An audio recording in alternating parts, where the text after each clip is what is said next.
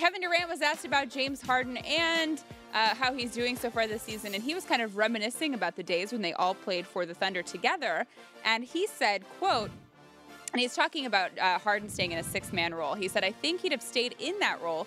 He'd still have been a great player. He'd have been better. Obviously, I'm sure he loves what he's doing now, but if we would have won a championship, the perception would have been different. He would have probably been the best sixth man that ever was, which is true. But I've often thought about this. Remember the time when James Harden, Kevin Durant, and Russell Westbrook all played for the same team? Yeah.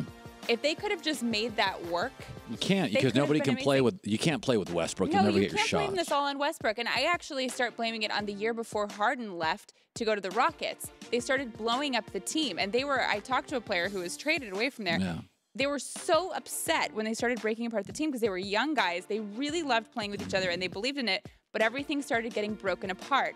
And then Harden left because he wasn't going to get the money. But imagine if they stayed. Don't blame that on Westbrook. Westbrook's never going to play with a great player again. He had one.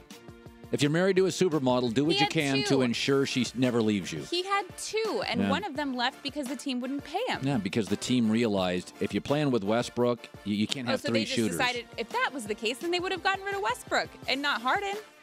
There was a lot of division within OKC to get rid of. I just think you can't blame all of this on him. You have to blame some of it on the people around him. No, I blame it on Westbrook. You blame everything on Westbrook. I've been right most of the time. Not really. And stop playing with your playlist at the gym. It's embarrassing.